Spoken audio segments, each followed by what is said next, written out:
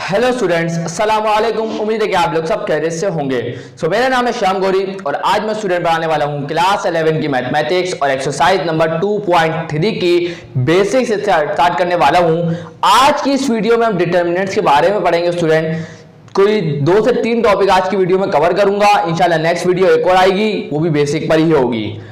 आज की इस वीडियो में स्टूडेंट हर किसी के लिए है जो इस कॉन्सेप्ट को समझना चाहता है। डिटर्मिनेंट के लिए हर उस स्टूडेंट के लिए है स्टूडेंट, सिर्फ खास स्टूडेंट के लिए नहीं है कि सिन बोर्ड वालों के लिए कॉन्सेप्ट तो वही है। तो ये हर स्टूडेंट के लिए जो भी डिटर्मिनेंट के कॉन्सेप्ट को समझना चाह रहा है कि कोफैक्टर क्या होता है, सब आज की वीडियो में डिस्कस करूंगा। तो शुरुआत करते हैं स्टूडेंट डिटर्मिनेंट से। तो यहां पर डिटर्मिनेंट का यूज होता कहां है तो वो सुन ले जरा स्टूडेंट।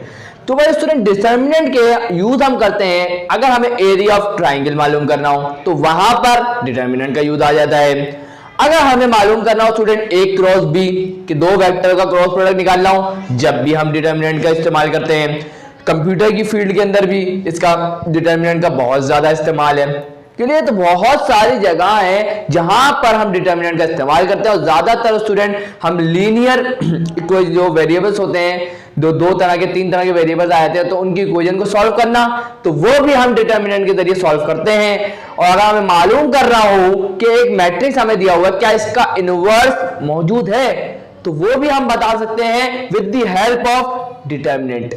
वो कैसे वो हम बाद में पढ़ेंगे, टेंशन अभी आपको अभी इस बारे में नहीं लेनी है। अब यहां पर डिटर्मिनेंट इज अ नंबर। आप जब भी किसी मैट्रिक्स का डिटर्मिनेंट मालूम करते हैं तो याद रखिएगा आपको एक नंबर मिलता है। क्या मिलता है? एक नंबर मिलता है, चाहे वो 2 हो, 5 हो, 10 हो, जो भी हो, 0, आपको एक नंबर मिलेगा which is associated with N E square matrix. बोल रहा है वो जो मैट्रिक्स होगा वो एक स्क्वायर मैट्रिक्स होगा। स्क्वायर मैट्रिक्स का मतलब ये है कि number of rose and number of columns उस मैट्रिक्स की बराबर होंगी। Determinant of A square matrix A. अब हमने किसी ए स्क्वायर मैट्रिक्स को माना है और उसका डिटर्मिनेंट ले रहे हैं, सही है। तो उसको किस तरीके से डिनोट किया जाएगा वो बता रहे हैं। Denoted by det A, determinant A, ये डेट ए। और या तो ज्यादातर आप जहां भी देखेंगे तो हम उस मैट्रिक्स ए मैट्रिक्स है तो उसको दोनों साइड पर हम एक बार लगा देते हैं। जैसा कि ये ए मैट्रिक्स की दोनों तरफ बार लगा दिया गया है। ये भी हमें क्या शो कर रहा है? Determinant of matrix A. ज्यादातर हम इसी को इस्तेमाल करते हैं, ज्यादातर ये इस्तेमाल नहीं होता। अब देखें भाई, सवाल ये पैदा होता है ये जो 2x2 का मैट्रिक्स है ये भी एक स्क्वायर मैट्रिक्स है, 3x3 का मैट्रिक्स है वो भी एक स्क्वायर मैट्रिक्स है, 4x4 का मैट्रिक्स है वो भी स्क्वायर मैट्रिक्स है। तो यहां पर सबसे पहले शुरुआत करेंगे कि 2x2 मैट्रिक्स का डिटर्मिनेंट कैसे निकाला जाए स्टूडेंट। तो बहुत इजी है 2x2 का डिटर्मिनेंट निकालना। फॉर एग्जांपल ये हमारे पास एक ए मैट्रिक्स है और इसका हमारे पास ऑर्डर क्या है? 2x2। अब हमें इस मैट्रिक्स का क्या करना है? डिटर्मिनेंट फाइंड करना है। तो आप सिंपल बताए क्या करेंगे? a1 आइए तो जनरल फॉर्म में मैंने लिखा हुआ है, तो क्या करेंगे? a11 को मल्टीप्लाई कराएंगे a22 से और a12 को मल्टीप्लाई कराएंगे a21 से। समझे? सबसे पहले a11 को मल्टीप्लाई कराएंगे a22 से, फिर माइनस लिखेंगे, फिर a12 को मल्टीप्लाई करवाएंगे a21 से। तो आपको इस मैट्रिक्स a का डिटर्मिनेंट मिल जाएगा। ये तो तरीका था, सिर्फ 2x2 का मैट्रिक्स होगा तो उसका डिटर्मिनेंट मालूम करना होगा तो वो इस तरीके से हो जाएगा। तो इस डिटर्मिनेंट से तो ये क्या होगा? इसका डिटर्मिनेंट होगा। इसी तरीके से सेम अब 3x3 का मैट्रिक्स का डिटर्मिनेंट कैसे निकलेगा वो देखते हैं। तो टेंशन नहीं ले, अगर ये भी समझ में नहीं आया तो आपको टेंशन लेने की जरूरत ही नहीं है, क्योंकि अभी तो मैंने एग्जांपल कराई नहीं है ना, अभी तो सिर्फ ऊपर ऊपर नॉलेज दे रहा हूं आपको। अभी हम एग्जांपल के जरिए और गहराई में समझ जाएंगे इस बात को। तो ये हमारे पास एक ए मैट्रिक्स है जिसका ऑर्डर है 3x3। अब 3x3 का मैट्रिक्स आ जाए तो उसका डिटर्मिनेंट कैसे फाइंड किया जाएगा तो वो तरीका मैं आप लोगों को बता रहा हूं। तो सबसे पहले अगर आप देखें तो अगर आप पहली रो को देखें तो उसके पहले एलिमेंट को अगर आप देखेंगे तो a11 है। तो अब हम क्या करेंगे? आगे बढ़ते हैं। तो a11 आप लिखेंगे, उसके बाद आप यहां बाहर बनाएंगे जिस तरह के डिटर्मिनेंट को शो करते हैं हम लोग। अब सुनिएगा, इसकी पहली रो को और पहले कॉलम को छोड़ दें। a11 को लिया है ना हमने, तो इसकी पहली रो, उस रो को छोड़ें और उस कॉलम को छोड़ दें। बाकी क्या बचा, बाकी हमारे पास बचा 1 2 3 4, तो आप इसको यहां लिख देंगे तो क्या हो जाएगा A22 A23 A31 और ये आ गया A33, सॉरी 31 नहीं आएगा 32 आएगा। क्लियर है, ये हो गया। अब क्या करें सर, अब आप लिखेंगे माइनस, यहां प्लस था ना, अब हम लेंगे माइनस। अब पहले A11 को लिया था, अब लेंगे A12 को, तो लिया मैंने A12 को, फिर डिटर्मिनेंट लगाऊंगा। अब सुनिएगा, अब जिस एलिमेंट को मैंने लिया A12 को, उसकी रो को छोड़े, उसके कॉलम को छोड़े, तो ये A12 ये आ गया, इसकी रो को छोड़ूंगा, इसके कॉलम को छोड़ूंगा, तो कौन बचा, बचा A21 A23 A31 और A33, तो उसको यहां लिखूंगा A21 A23 A31 और A33। अब क्या करें सर, अब आपको लिखना है प्लस, अब क्या लिखना है प्लस, तो गौर फरमाया आप लोगों ने, पहले प्लस फिर माइनस फिर प्लस, समझ में आ गई। अब क्या करेंगे, जिस तरीके से पहले A11 लिया था, उसके बाद हमने A12 लिया, अब लेंगे A13 को, तो ये आ जाएगा A13। अब वापस डिटर्मिनेंट लगाएंगे। अब हम क्या करेंगे, इस एलिमेंट के रो को और इस एलिमेंट की कॉलम को छोड़ देंगे, तो इस रो को हटा दें और इसके कॉलम को हटा दें, बाकी क्या बचा, ये बचा, क्या बचा A21 A22 A31 और A32। क्लियर है, और आपको पता है ये 2/2 के डिटर्मिनेंट है, और ये आपको सॉल्व करना भी बता चुका हूं। सिर्फ क्या करेंगे, इसको इससे करेंगे, फिर माइनस लगाएंगे, फिर इसको इससे करेंगे, आपको डिटर्मिनेंट मिल जाएगा। तो ये तो तरीका था स्टूडेंट 3/3 के डिटर्मिनेंट को निकालने का तरीका, जो मैंने आपको अभी बताया। अब हम इसको समझते हैं with the help of example. So यहां स्टूडेंट्स मैंने एग्जांपल ले लिया आप लोगों के लिए, तो ये आ गई 2/2 की और ये आ गया 3/3 का मैट्रिक्स। अब इन दोनों मैट्रिक्स का मैं जानना चाहता हूं, इन दोनों मैट्रिक्स का डिटर्मिनेंट क्या होगा। तो सबसे पहले 2/2 के मैट्रिक्स की बात करें, तो इसका डिटर्मिनेंट को हम कैसे डिनोट करेंगे, इस तरीके से बार लगा के।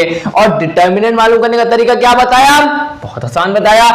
सबसे पहले 1 को 1 से मल्टीप्लाई करूंगा, क्या आएगा 1 1 जा 1, उसके बाद नेगेटिव साइन लगाऊंगा, लगा दिया, फिर 0 0 का क्या होगा 0, तो इसका मतलब इस मैट्रिक्स का डिटर्मिनेंट क्या आया 1 आया।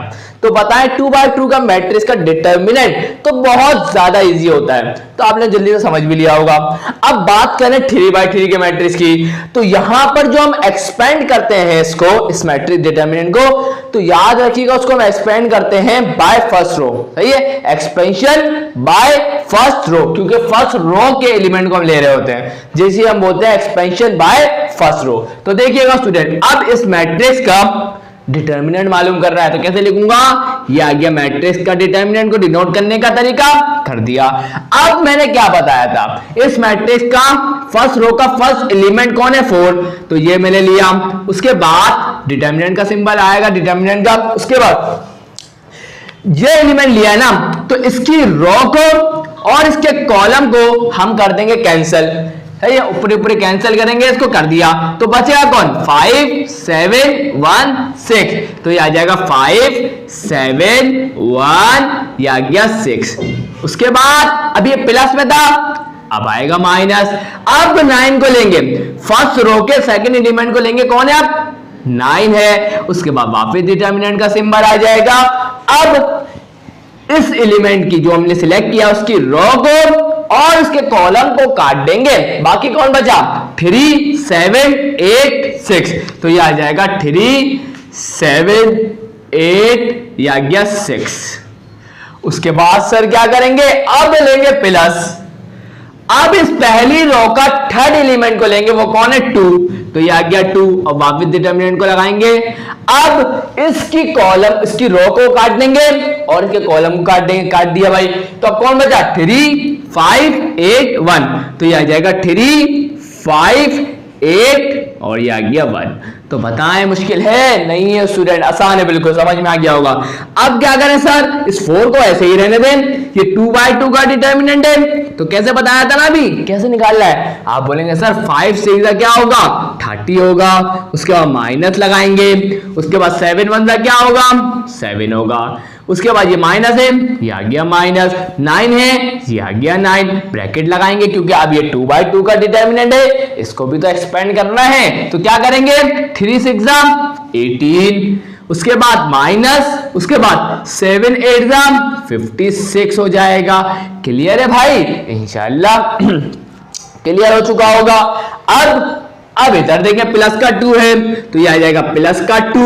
अब ये भी 2/2 का डिटर्मिनेंट है, इसको कैसे निकालेंगे? बहुत आसान सी बात है, 3 1 ये हो जाएगा 3, फिर आएगा माइनस, फिर 5 8 क्या होगा 40 होगा। तो बस थोड़ा सा और काम यहाँ स्टूडेंट्स मैंने फाइंड ही कर लिया ताकि आप लोग टाइम वेस्ट ना हो एडिशन के अंदर। तो यहाँ पर इनको थोड़ी सी कैलकुलेशन करने के बाद हमारे पास मैट्रिक्स ए का डिटरमिनेंट आ गया 360 और आपको नजर भी आ रही है एक नंबर ही होगा।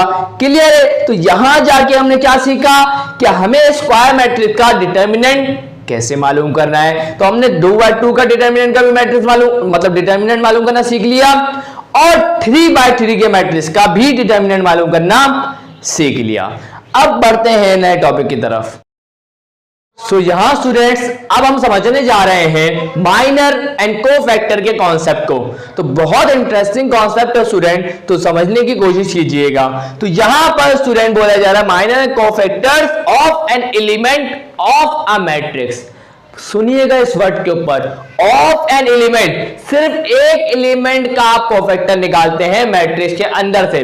क्लियर? सपोज करें ये हमारे पास एक मैट्रिक्स दिया हुआ है, तो अगर मैं बात करूंगा तो एक एलिमेंट A11 की बात करूंगा तो इसका माइनर निकलेगा, इसका कोफैक्टर निकलेगा। सिर्फ एक वक्त में एक एलिमेंट का ही कोफैक्टर और माइनर निकलेगा। अब इस मैट्रिक्स के हर एलिमेंट का, इस मैट्रिक्स के हर एलिमेंट का एक एक करके आप माइनर और कोफैक्टर निकाल सकते हैं। हर एलिमेंट का निकलेगा लेकिन एक वक्त में एक एलिमेंट का निकलेगा, समझे? लेकिन निकलता सबका है, इसका भी निकलेगा, इसका भी निकलेगा, इसका भी निकलेगा, इसका भी निकलेगा, इसका भी निकलेगा और सबका निकलेगा जितने भी एलिमेंट है, लेकिन एक एक करके। चले भाई, तो माइनर की बात करें सबसे पहले। माइनर का कॉन्सेप्ट क्या सुनते हैं जरा। The minor of an element Aij का मतलब क्या है सुन लीजिएगा। सपोज करें I मैंने माना 2, J मैंने माना 3, तो ये क्या बन गया A2 3। तो ये A2 3 कहां है? यहां पर ये रहा। इसका मतलब ये हुआ कि जो एलिमेंट है वो सेकंड रो में और थर्ड कॉलम में, सेकंड रो में और थर्ड कॉलम में, तो वो यही वाला एलिमेंट है।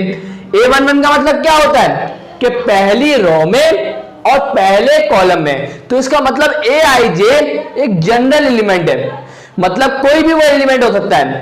तो वो एक एलिमेंट को हमें बता रहा है Aij क्या है, कोई एलिमेंट होगा ऑफ अ मैट्रिक्स A, जो A का ही होगा। Is the determinant of a square सब मैट्रिक्स, मतलब उसका डिटर्मिनेंट की बात करें, ऑब्टेन्ड कब मिल रहा है? बाय डिलीटिंग इट्स रो, मतलब by deleting ith row and j column, it is denoted by Mij। इसने जो ये बात करी मैं आपको समझाता हूं। देखिए भाई, ये हमारे पास एक मैट्रिक्स A है। अब हम जानना चाहते हैं कि कोई A12 एलिमेंट है, अब हमें उसका माइनर मालूम करना है। हमारे पास एक A12 एक एलिमेंट है A मैट्रिक्स का, अब हमें A12 एलिमेंट का माइनर मालूम करना है। तो हम क्या करेंगे सुनिएगा, A12 एलिमेंट की रो को डिलीट करेंगे और उसके कॉलम को भी डिलीट कर देंगे भाई। तो बचेगा कौन? A21, A23, A31, A33। समझिए, बचेगा। हम इसका डिटर्मिनेंट ले लेंगे, जो एलिमेंट बचे हैं उनका हम क्या ले लेंगे? डिटर्मिनेंट ले लेंगे। तो हमें मिल जाएगा उस मैट्रिक्स का, मतलब उस एलिमेंट का माइनर। तो कितना आसान कॉन्सेप्ट था। अभी भी किसी को समझ में नहीं आई तो टेंशन नहीं लेनी आप लोगों को, टेंशन भूल जाए। अभी एग्जांपल कराऊंगा उसमें और क्लियर करूंगा इस बात को। तो और सुनने वाली बात यह है कि माइनर को हम किस तरीके से नोट करते हैं? Mij। अब सपोज करें मैं A12 एलिमेंट की बात कर रहा हूं तो इसका मतलब क्या है? I क्या है? नंबर ऑफ रो होती है।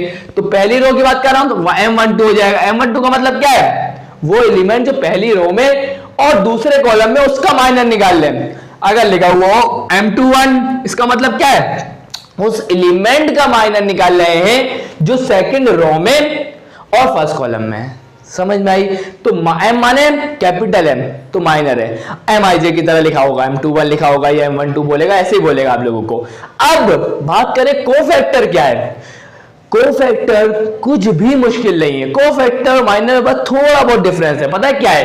तो बोल रहे थे cofactor of an element AIJ, कोई भी AIJ क्या है? एक एलिमेंट है, किसका? एक मैट्रिक्स A का, डिनोटेड एज AIJ।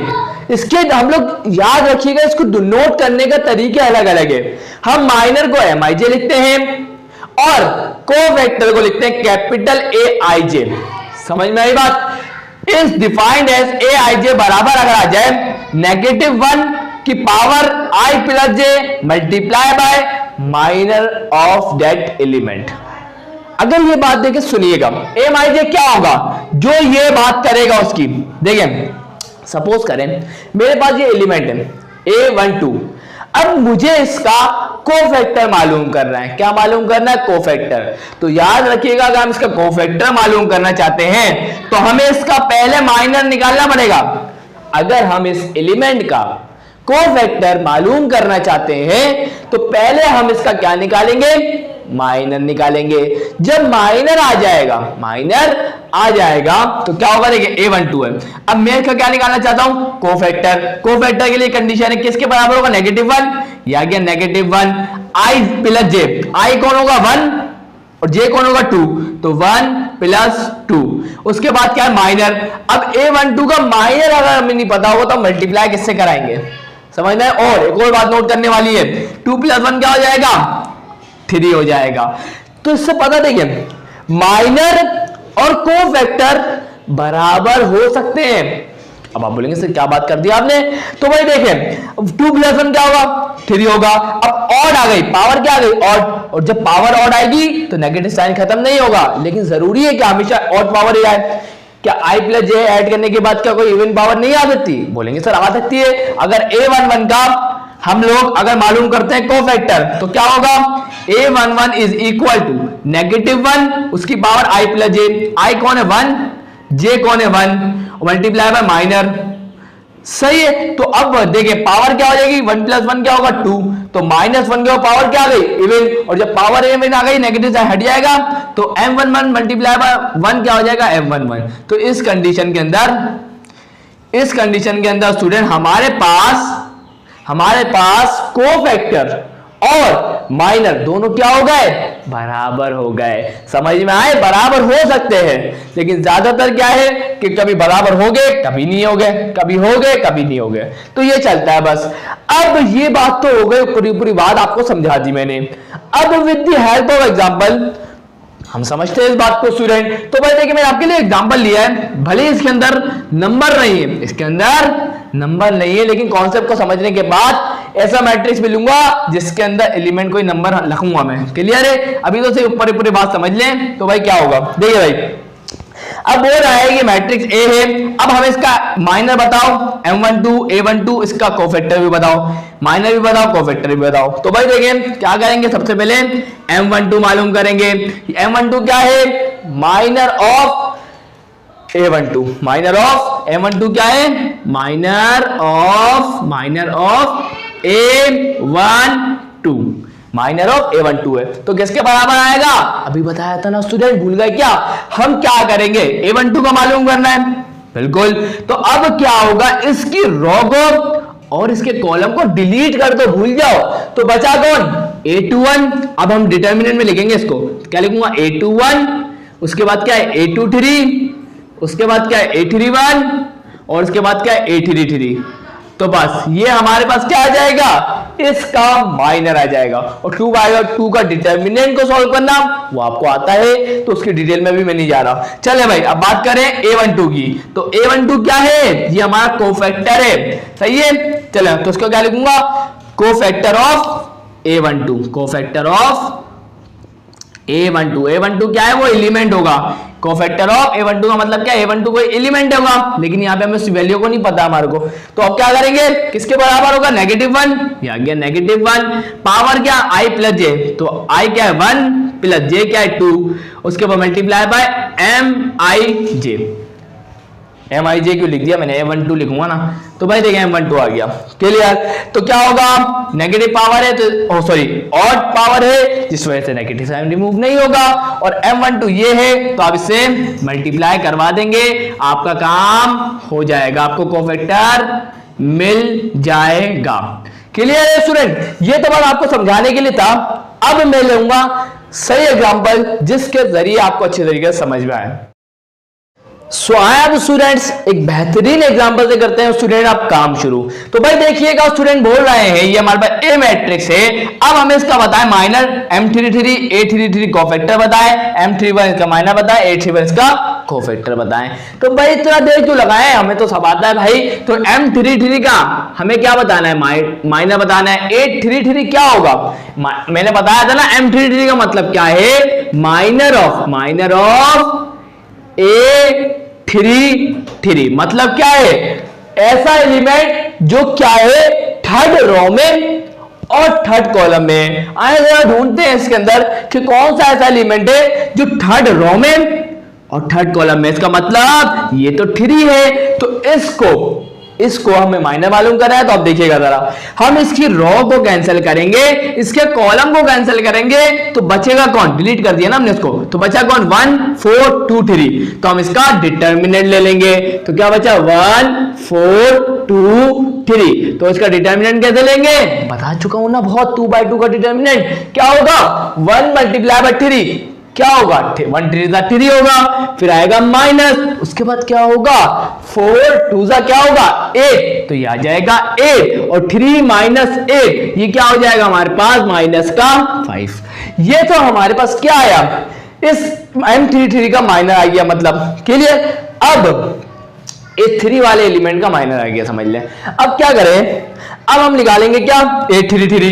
तो A33 के लिए क्या करेंगे, A33 के लिए कोई मुश्किल काम थोड़ी है, हम लिखेंगे -1, उसके बाद उसकी पावर में क्या करेंगे I plus J।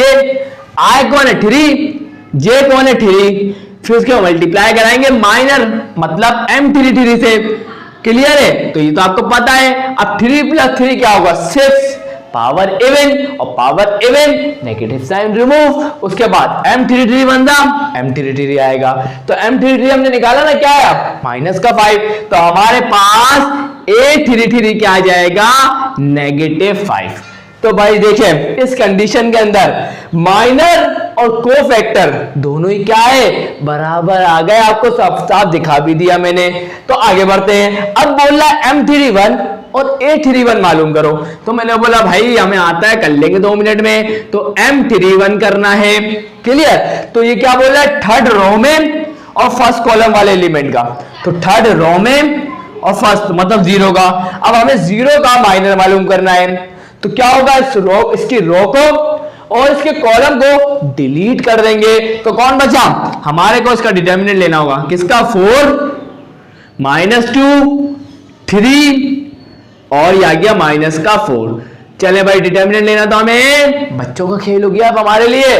4 4 = 16 plus minus minus, ये आ गया माइनस का 16। उसके बाद क्या आता है, नेगेटिव साइन आता है। उसके बाद -2 मल्टीप्लाई बाय 3 क्या होगा 2 3 6 और माइनस, तो ये आ जाएगा माइनस का 6 आ जाएगा, इज इक्वल टू माइनस का 16 माइनस माइनस प्लस 6, ये आ जाएगा 6। क्लियर है भाई? इंशाल्लाह क्लियर हो चुका होगा। माइनस प्लस होगा माइनस, 16 में से 6 गए, ये बचेगा माइनस का 10। तो हमारे पास आंसर क्या आ गया माइनस का 10, मतलब 0 का माइनर हमारे पास क्या आया -10 आया। अब बात करेंगे A31 मतलब 0 के कोफैक्टर के बारे में। क्लियर है? तो 0 का कोफैक्टर क्या होगा ना, तो देखते हैं जरा। अब यहां पर हम क्या करेंगे -1 लिखेंगे, उसके बाद उसकी पावर क्या लिखेंगे I + J। I कौन है 3, J कौन है 1, तो I + J क्या हो जाएगा 3 + 1 और मल्टीप्लाई कराएंगे किससे M31 से। क्लियर? तो M31 क्या आया है, वो तो माइनस का 10 आया है, तो बस लिखेंगे भाई। और आपको पता है 3 + 1 क्या होगा 4 होगा, और पावर इवन तो नेगेटिव साइन रिमूव हो जाएगा, तो M31 बनता M31 आ जाएगा, और M31 क्या है माइनस का 10। इस कंडीशन के अंदर भी स्टूडेंट हमारे पास माइनर और कोफैक्टर फिर बराबर आ गए। क्लियर है? इंशाल्लाह समझ चुके होंगे इसका कॉन्सेप्ट। तो यहां जाके मैंने आप लोगों का माइनर और कोफैक्टर से रिलेटेड जो कॉन्सेप्ट क्लियर करना था, इंशाल्लाह मैं करने में कामयाब रहा हूंगा। कोई मुश्किल कॉन्सेप्ट नहीं था स्टूडेंट, इंशाल्लाह मैंने आपको समझा दिया है, इंशाल्लाह आप नहीं भूलेंगे। अब बढ़ते हो स्टूडेंट नेक्स्ट कॉन्सेप्ट की तरफ। यहां स्टूडेंट्स अब एक नया कॉन्सेप्ट समझने जा रहे हैं। देखिए अभी तक हमने आपको बताया कि डिटर्मिनेंट 2/2 का और 3/3 मैट्रिक्स का डिटर्मिनेंट कैसे निकाला जाता है। अब वो बोल रहे हैं कि डिटर्मिनेंट मालूम करो लेकिन कोफैक्टर को यूज करके। अब जरा कोफैक्टर को यूज करके हम कैसे किसी मैट्रिक्स का डिटर्मिनेंट मालूम कर सकते हैं, तो वही मैं आपको आज समझाने जा रहा हूं। तो ये आखिरी कॉन्सेप्ट है, उसके बाद इंशाल्लाह नेक्स्ट वीडियो में आपको बाकी के कॉन्सेप्ट पढ़ाऊंगा। तो बोल रहे हैं evaluate determinant of square matrix using cofactors. ये हमारे पास एक ए मैट्रिक्स दिया हुआ है। अब हम इंटरेस्टेड है इस ए मैट्रिक्स का डिटर्मिनेंट मालूम करने में, लेकिन यूजिंग कोफैक्टर। अब using cofactors for each element of first row बोल रहा है कि कोफैक्टर को इस्तेमाल करो। किसके कोफैक्टर को भाई? पहली रो के, दूसरी रो के, तीसरी रो के, किसके? तो हमने बोला फॉर ईच एलिमेंट, हर एलिमेंट किसके? फर्स्ट रो के। फर्स्ट रो का हर एलिमेंट, तो फर्स्ट रो कौन सी है? ये वाली। इसके हर एलिमेंट, तो फर्स्ट रो में कितने एलिमेंट है? 1 2 3, तो इसके हर एलिमेंट का कोफैक्टर मालूम करो। क्लियर है? तो अब सुनेंगे आप, हम क्या करेंगे? सबसे पहले हर एलिमेंट का कोफैक्टर मालूम करेंगे। तो क्या होगा? फर्स्ट वाले मतलब किसका निकालेंगे? M11 का निकालेंगे कोफैक्टर। क्या आएगा? आपको बता चुका हूं भाई कैसे निकालते हैं। तो अब क्या करेंगे? इस वाले एलिमेंट की बात कर रहा हूं, तो इसके कॉलम को और इसकी रो को कैंसिल कर दूंगा, तो क्या बचेगा? 3 -4 2 और ये आ गया 3, और ये 2/2 का डिटर्मिनेंट आप लोगों को आता ही है ना। कैसे करेंगे? 3 3 आ जाएगा 9, माइनस आएगा, -4 × 2 क्या होगा? -8। तो क्या हो जाएगा? माइनस माइनस प्लस हो जाएगा। 9 और 8 कितने हो जाएंगे? ये हो जाएंगे 17। क्लियर भाई? अब क्या करें? अब वो बोल रहा था हमें कोफैक्टर निकालने का ना, कोफैक्टर निकालने का बोला, तो कोफैक्टर क्या होगा? A11 होगा। A11 का कोफैक्टर चाहिए ना हमारे को। आप चाहते तो स्टूडेंट, आप चाहते डायरेक्ट A11 लिखते हैं, तो मैंने क्या करा? पहले M11 मालूम कर लिया। ये जरूरी नहीं है कि आप लोग भी पहले करें, साथ भी कर सकते हैं हाथ के हाथ। तो अब मैंने तो कर लिया, तो आप लोग तो साथ ही करिएगा। तो क्या आएगा? -1 और उसके ऊपर पावर i + j। i कौन है? 1, j कौन है? 1, मल्टीप्लाई बाय माइनर, अभी तो निकाल लिया है, तो क्या आया? 17 आया है। क्लियर? और पावर इवन होगी तो नेगेटिव हट जाएगा, तो 17 बन 17 हो जाएगा। क्लियर? यही लिख देता हूं। तो क्या आ जाएगा हमारे पास? कोफैक्टर आ गया 17। पहली रो के पहले एलिमेंट का हमारे पास कोफैक्टर आ गया ये। अब बारी है स्टूडेंट सेकंड, पहली रो के सेकंड एलिमेंट का कोफैक्टर मालूम करने का। तो मतलब क्या? A12 को मालूम करने का वक्त आ गया। तो क्या होगा? -1 पावर i + j, तो i कौन है? 1, j कौन है? 2, multiply by a i j होता है ना, तो A12, तो क्या सॉरी M12, तो माइनर निकालेंगे, क्या निकलेगा माइनर? चेक कर लेते हैं। तो भाई देखें, अभी इस एलिमेंट की बात कर रहे हैं, तो इस एलिमेंट की रो को काट दें और इस एलिमेंट की कॉलम को काट दें, तो कौन बचेगा? 2 -4 0 और ये आ गया 3। क्लियर है? और ये आप आगे बढ़ेंगे और आप अगर देखें तो 2 + 1 क्या होगा? 3 होगा। पावर ऑड है, नेगेटिव साइन नहीं हटेगा, ये आ गया नेगेटिव साइन। उसके बाद 2 3 6 हो जाएगा। उसके बाद माइनस फॉर्मूले का आएगा। उसके बाद 4 0 0, तो ये आ गया 0। तो हमारे पास आंसर क्या आ जाएगा? -6। तो हमारे पास पहली रो के पहले एलिमेंट का कोफैक्टर क्या आया? 70। पहली रो के सेकंड एलिमेंट का कोफैक्टर क्या आया? -6। अब बारी है पहली रो के थर्ड एलिमेंट का कोफैक्टर मालूम करने की, तो -1 और i प्लस जे आएगा, तो i कौन है 1, j कौन है 3, मल्टीप्लाई बाय माइनर ऑफ 1 2, सही है m12, तो सॉरी m13, तो क्या होगा, मतलब इस वाले एलिमेंट की बात कर रहे हैं, तो इस वाले एलिमेंट का माइनर कैसे निकालेंगे, इसकी कॉलम को हटा दें, इसकी रो को काट दें, तो कौन बचेगा 2 3 0 2, तो क्या हो जाएगा स्टूडेंट, अब जरा गौर फरमाएं, 1 प्लस 3 क्या होगा 4 होगा, पावर इवन नेगेटिव साइन हट जाएगा, तो क्या बचेगा 2 2 दा 4 3 0 दा 0, तो आंसर क्या आ गया 4। तो हमें हर एलिमेंट का, पहली रो के हर एलिमेंट का हमने कोफैक्टर मालूम कर लिया। अब वक्त आ गया है कि हम इस मैट्रिक्स ए का डिटर्मिनेंट बताएंगे। तो क्या होगा मैट्रिक्स ए का डिटर्मिनेंट, तो याद रखिएगा क्या होगा, a11 multiply by cofactor of a11 plus a12 multiply by cofactor of a12 plus a13 multiply by cofactor of a13।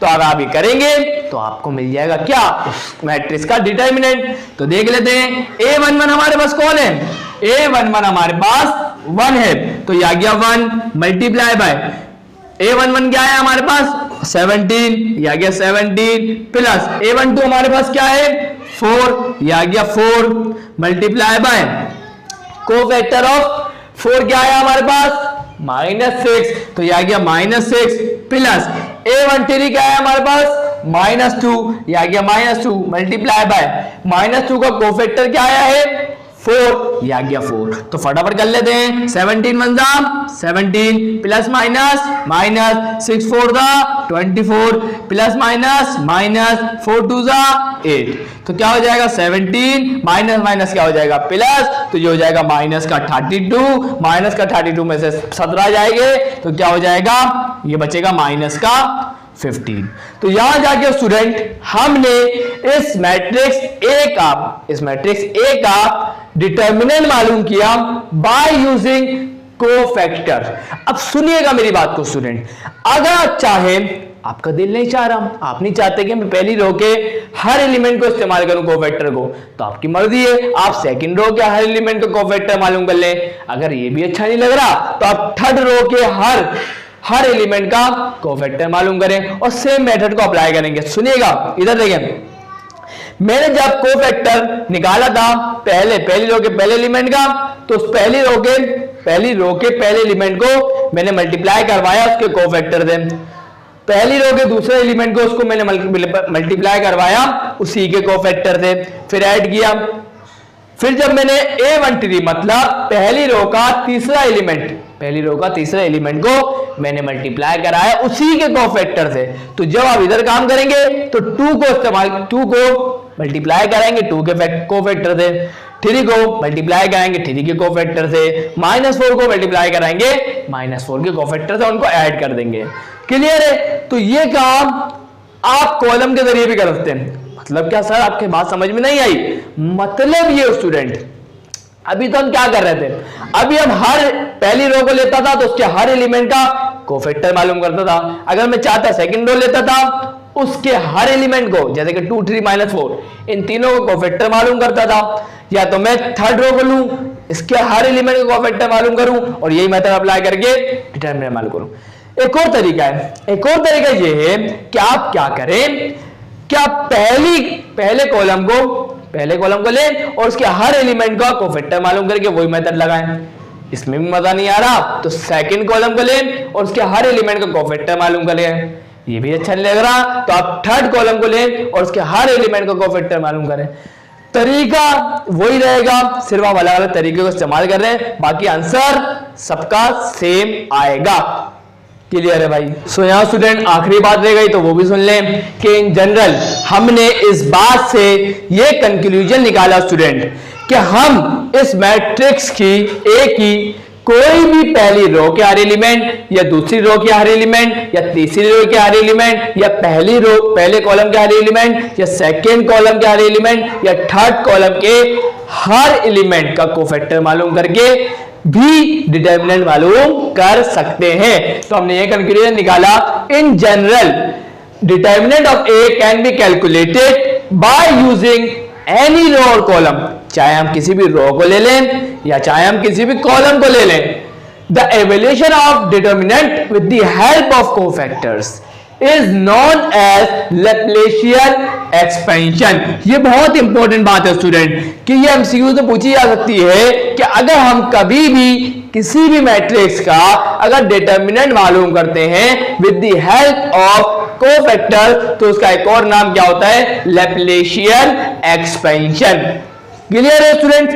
तो आज की वीडियो को यहीं रोकता हूं स्टूडेंट्स। इंशाल्लाह अगर आपको वीडियो अच्छी लगी होगी तो लाइक जरूर कर दीजिएगा, चैनल को सब्सक्राइब करके बेल आइकन पे हिट करके ऑल पे जरूर क्लिक करिएगा और अपने दोस्तों के साथ शेयर करना मत भूलिएगा। तो मिलता हूं नेक्स्ट वीडियो में, तब तक के लिए अल्लाह हाफिज।